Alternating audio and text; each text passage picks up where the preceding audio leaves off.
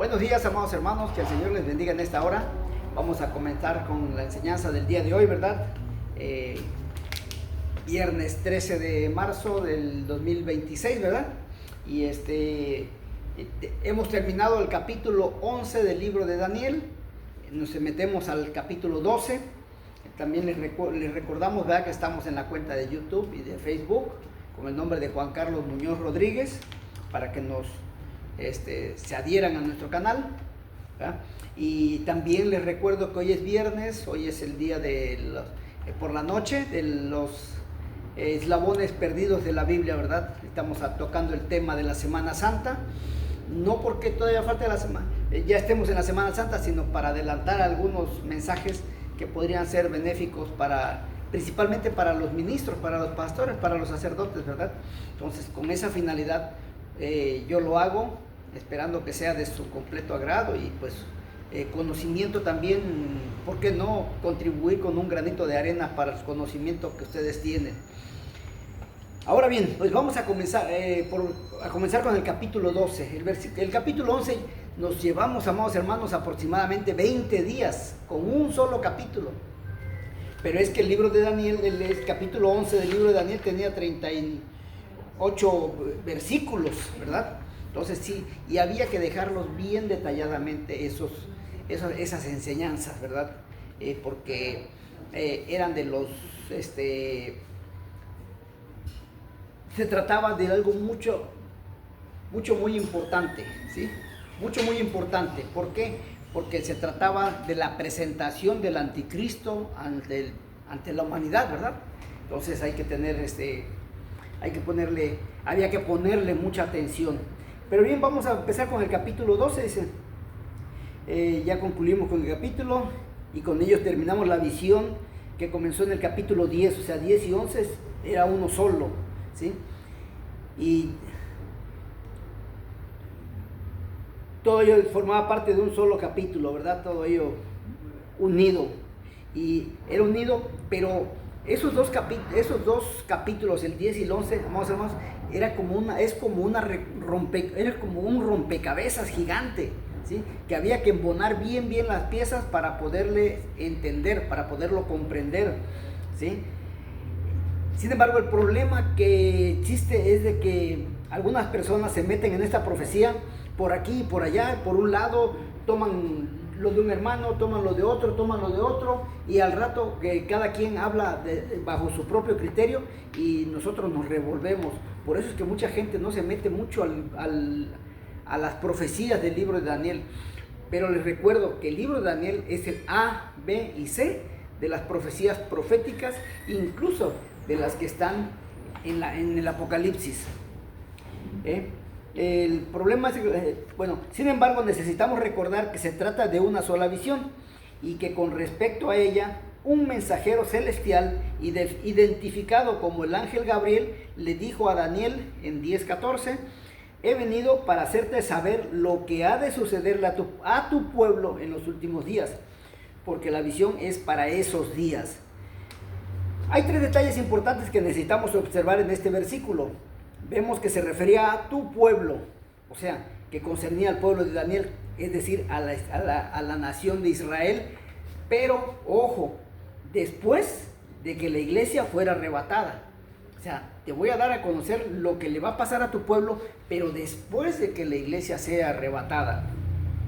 Entonces, es una visión para los últimos días. Los últimos días del Antiguo Testamento son identificados con los últimos días del Nuevo Testamento, que el Señor Jesús llamó el periodo de la gran tribulación y que corresponden a la semana 70 de la profecía que había revelado Daniel. O sea, esto que va a suceder no es para ahorita, Daniel, es para el tiempo del fin, ¿sí? O sea, hasta la semana 70, ¿sí? Hasta el final de la semana 70, más bien dicho, ¿sí? Entonces, había que tener en cuenta esos detalles. Y el tercero dice aquí, porque la visión es para esos días. Entonces no te preocupes por querer que ya se lleve a cabo o preparar al pueblo para recibir esa gran tribulación. No, es para muchos días. Entonces no te desvivas en querer enseñarle a la gente acerca de esta visión. Es más adelantito lo vemos. Cierra el libro y séllalo para que nadie se entere. Entonces, en aquel tiempo se levantará Miguel, dice. Vamos a ver el primer versículo de este capítulo 12, que nos habla sobre la gran tribulación. Vamos a comenzar con el capítulo 12. En aquel tiempo se levantará Miguel, el gran príncipe que está de parte de los hijos de tu pueblo, y será tiempo de angustia, cual nunca fue dada desde que hubo gente hasta entonces. Pero en aquel tiempo será libertado tu pueblo, todos los que se hallen inscritos en el libro de la vida. Sí, es interesante ver que le dice, va a ser para tu pueblo, en aquel tiempo va a ser liberado, pero ten mucho cuidado, porque no nada más porque son judíos o porque son israelitas, ¿sí?, van a ser liberados todos. No, solamente los que estén inscritos en el libro de la vida, ¿sí? Por eso, amados hermanos, a nosotros los gentiles, la iglesia gentil, ¿sí?, la iglesia de Cristo, Jesucristo nos dice, no todo aquel que me dice Señor, Señor entrará en el reino de los cielos. Ahí pone una diferencia al Señor y dice, yo tengo una lista de mi iglesia. Y no todos ustedes los que me dicen Señor, Señor entrarán en el reino de los cielos. ¿Sí? A los judíos también les hace una comparativa similar. Y esto Pablo lo dice, porque Pablo se lo recalca, por eso es lo que le daba coraje a los judíos. No porque seas judío, eres judío. Así que el hecho de ser judíos y que va a venir nuestro Señor Jesucristo en gloria por ellos, por su nación, al final de los tiempos, al final de la gran tribulación, cuando venga Él a defenderlos, de todas las naciones, el Señor Jesús tiene una lista.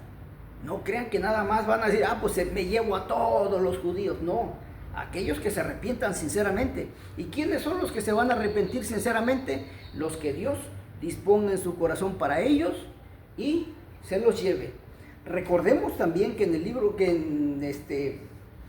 de Esdras, en su último capítulo, ¿sí?, en el primer capítulo de Esdras, cuando Ciro da la instrucción de que el pueblo de Israel, todo el pueblo de Israel se vaya a su tierra, que se vayan a Jerusalén a levantar los muros, a arreglar sus casas y a ponerle la casa a Dios, dice las Sagradas Escrituras, y Dios dispuso en el corazón de algunos judíos para regresarse a Jerusalén.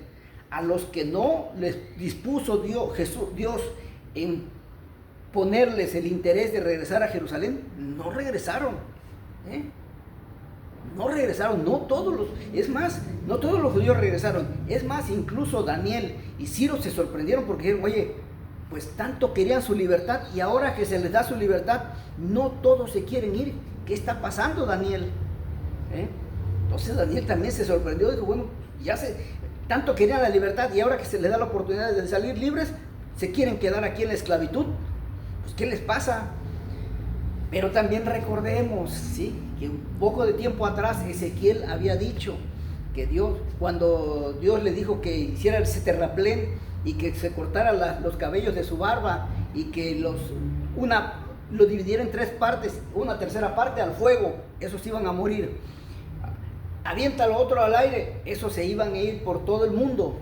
Y dice, pero la tercera parte dice, amárrala a tu falda, porque esos son los que me interesan. Esos son los míos, esos son los que tengo marcados, esos son los que tengo inscritos en mi libro de la vida. Amado hermano, gentil, cristiano, evangélico, ¿sí?, procura estar en la lista del Señor, porque si no, el Señor no te la va a perdonar. El hecho de que estés haciendo obras de caridad por todos lados y haciendo obras representativas para llevar la palabra del Señor, abusado. Porque dice el Señor, no todo aquel que me dice Señor, Señor entrará en el reino de los cielos. ¿Sí? Entonces aquí nos está diciendo bien claramente, pero en aquel tiempo será libertado tu pueblo, todos los que se hallen inscritos en el libro de la vida, ¿sí?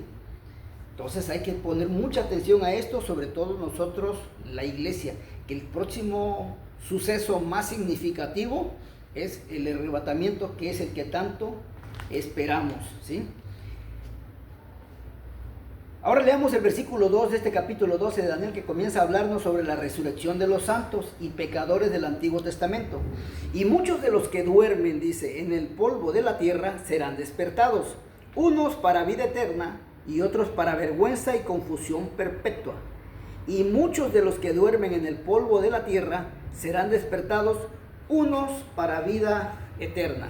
Fíjense nada más, o sea, hoy en día hay personas incluso de la iglesia que mueren y todos decimos, se fue con el Señor. Ya el Señor lo tiene en su gloria. ¿Quién sabe, amados hermanos? Ojalá y sí, nos daría mucho gusto y volverlo a ver allá en el cielo, ¿verdad? Pero no sé, la palabra del Señor es bien clara, ¿eh? Muchos de los que duermen, ¿sí? Unos van a ser despertados para su juicio, el juicio de muerte eterna y el juicio de vida eterna. Entonces tenemos que apegarnos a las leyes, a la guía de la Biblia, ¿sí? De la que nos menciona Pablo, las leyes que nos da como iglesia, de cómo debe ser el comportamiento de la iglesia, del sacerdote, de los diáconos, de los que trabajan en la iglesia. Pablo nos está diciendo cómo se debe de llevar a cabo esa labor, porque por eso nos dijo, hay 9 dones espirituales, pero también hay 8 dones para desarrollarlos en la iglesia, ¿sí?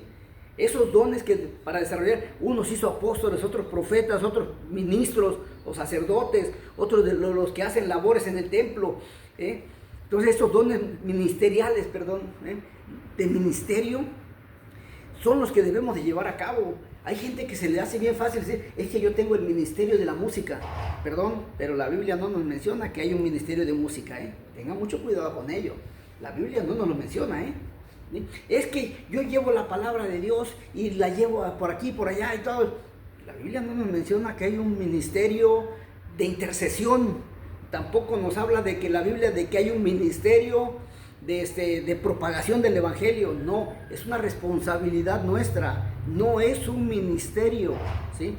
Que el guardar las ofrendas, puede ser que guardar las ofrendas, manejar las ofrendas sí sea un ministerio, porque las Sagradas Escrituras nos dicen que uno entre los 8 ministerios es el desarrollar las labores del templo, para el templo, ¿eh?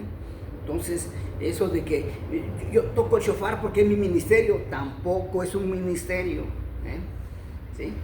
Entonces, las actividades de la iglesia, depende de qué actividades, ¿eh? Porque no nada más es meter actividad por actividad en el templo. Hay actividades que son blasfemas, ¿eh? Que son demoníacas, que son manejadas por el demonio. Hay iglesias que reciben a unas personas que en otras iglesias los corrieron porque querían libertinaje, ¿sí?